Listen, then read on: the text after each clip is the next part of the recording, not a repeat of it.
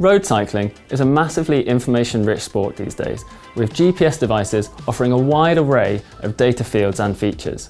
Knowing which ones to pay attention to though, beyond the obvious ones like speed, time and distance, can be confusing. Luckily, we're joined today by Matt Rowe, founder of Rowe and King Cycle Coaching. He's going to tell us 5 key bits of data you should be capturing and displaying on your GPS devices, and, crucially, what they all mean. Before we get into all of that though, a big thank you to our sponsors Garmin for the time with Matt today and for making this video possible. While most of this information is targeted at cyclists with handlebar mounted GPS devices, a lot of it will still be relevant to those with smartwatches as well. Number 1, 3-second average power. Now, Matt, power is a key metric for road cyclists, but there are a lot of different options for displaying power on your head unit. You could have instant power, average power, 3-second power. What should people be using? I mean, all the different power metrics are valuable in their own right at different times. I think the 3-second average power is probably the most valuable because it shows you currently kind of where you're at. So that's going to help you pace your effort up climbs and help you execute any intervals you're trying to do in training. Versus your instant power, which just fluctuates so much. With one kind of extra strong kind of press on the pedals, your power will shoot up. So it's not really an accurate representation of where you're at currently with your power. So 3-second average is probably the best. Then your lap average is also of benefit. And how about things like average power versus normalized power? Now, I think I'm right in saying that normalized power is where you discount the bits where you're not pedaling at all. What are the kind of differences between those two metrics and why are they useful? Sure, so average power, again, I always like to talk in terms of average power. So for a time trial, for example, or if you're trying to complete an effort, it's your average power that you should be really focusing on because there shouldn't be, in a well-executed interval, you shouldn't have any freewheeling times. Normalized power comes into its own really when you're racing, kind of gives you a measure of how hard a race was because your average power often underestimate how strenuous and how intense a race was. Your normalized power will pretty much always be higher than your average power. Number 2, let's talk about heart rate. Now, in the age of power meters, is heart rate still a relevant metric that cyclists should be tracking? Absolutely. I mean, you go back 15 years or so ago and not many people had a power meter. They were just, not many brands produced them and they were just too expensive. So heart rate was gospel. So we'd use heart rate to determine your zones. So from zones 1 to 6 or zone 7, depending on how you calculate your zones, you can establish and make sure you're riding at the right intensity to realize the physiological adaptations and benefits and training stress that you want. But really, what riding to heart rate does for me is it holds you back. So in a long distance event like a sportif or a race, it's so easy at the start, and the adrenaline's pumping, you're fresh, you feel good, it's so easy to go a bit too hard. But by keeping an eye on your heart rate, you can help pace your effort a lot better. Now, some of our luckier viewers might be in a position where they've got both a heart rate monitor and a power meter. Is there anything special you can do if you have both of these tools? Yeah, I guess looking at the relationship between the power you can produce at a given heart rate, it's a concept we term physical working capacity.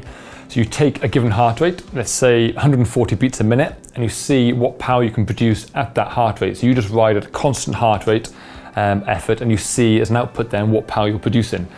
And over time, through training, as your fitness improves, hopefully you'll be able to produce more power at a given heart rate, which ultimately translates into more speed and faster, more enjoyable cycling experience. So whilst power is king, heart rate coupled with your rate of perceived exertion really help validate each other. And I always think it's really important not to become too reliant on data all the time and get to know your body. So the relationship between power, heart rate, but also feel, rate of perceived exertion is really important. Number 3, Climb Pro. Now, climbing is one of those things that road cyclists are absolutely obsessed with. We're always talking about our climbing times, our king of the mountains, our queen of the mountains. Now, Climb Pro is a Garmin specific data field, but what is it and why should we be using it? Yeah, so climbing is probably the hardest part of cycling, and it's often got that fear factor. And Climb Pro makes climbing easier. And by that I mean it tells you when a climb is coming up, so you can have a little rest going into it and perhaps have a little drink of your bottle and kind of prepare psychologically. But also when you hit that climb, it's got the profile to tell you how long the climb is, and critically the gradient at different parts of the climb, as you can see where it gets steep, where it flattens out. And that's going to help you pace your effort up that climb. And typically the best way to pace your effort is when the gradient gets steeper, you try harder and you apply a bit more force, generate more watts. And when the climb flattens out, take that opportunity for a bit of free speed and just back off the pedals and enjoy those bits a bit more. And ultimately, Climb Pro is going to help you get from bottom to top more efficiently, faster, and hopefully with a bigger smile on your face.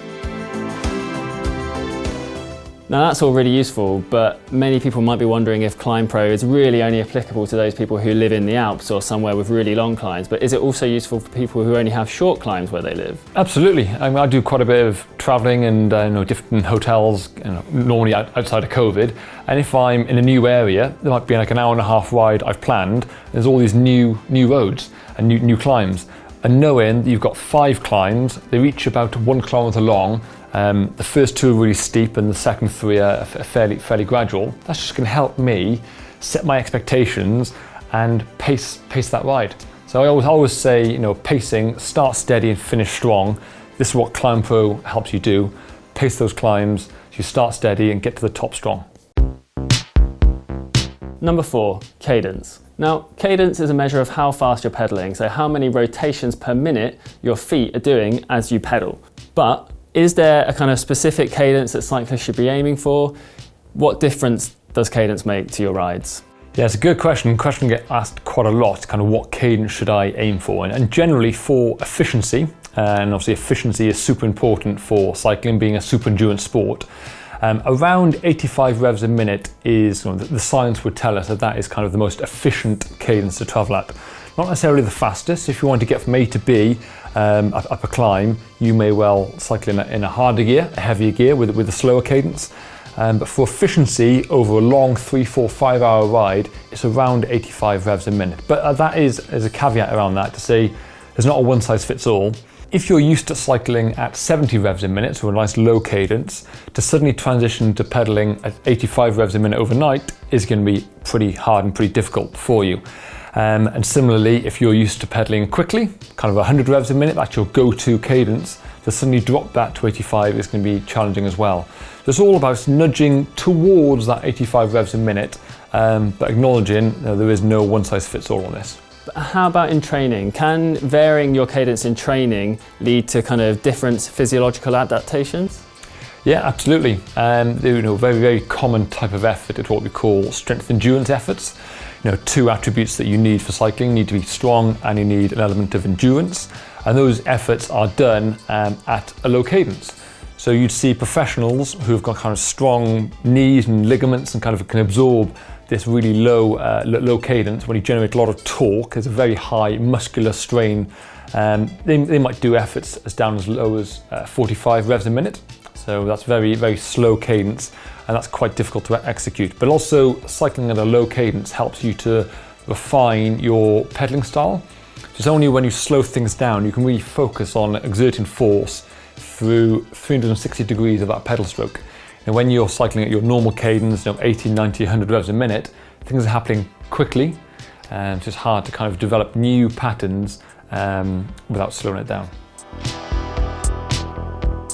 Number 5, torque effectiveness and pedal smoothness. Now, this subject is a little bit more complicated than the others, and it's really an advanced power meter metric. So if you train with power meter pedals like the Garmin Rally pedals, then these are options available to you.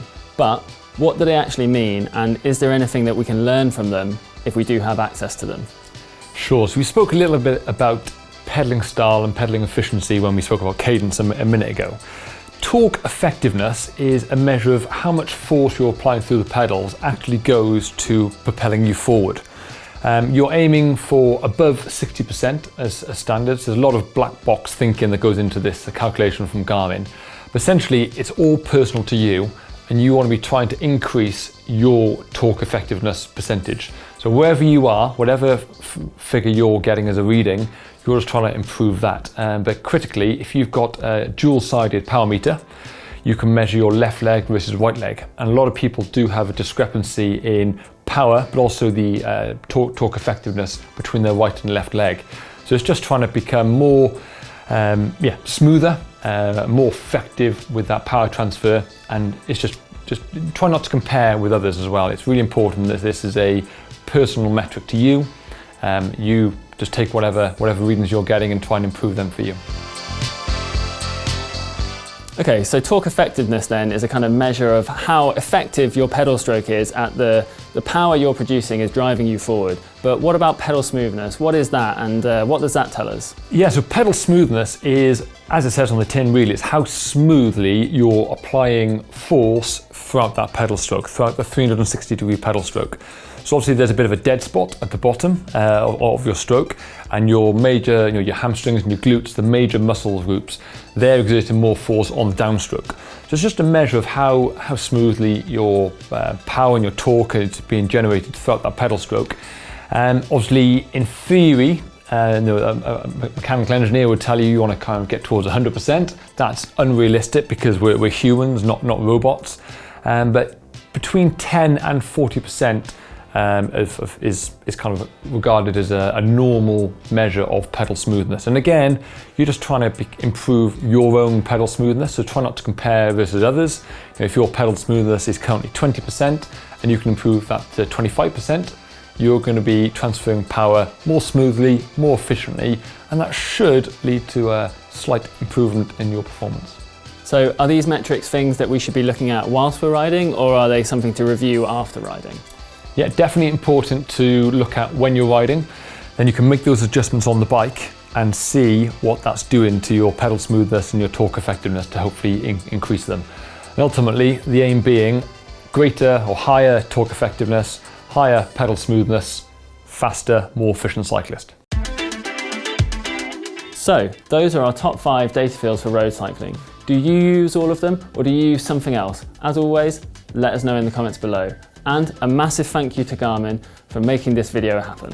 As always, don't forget to like, subscribe, and hit the little bell icon so that every time we upload a video, you'll get a notification.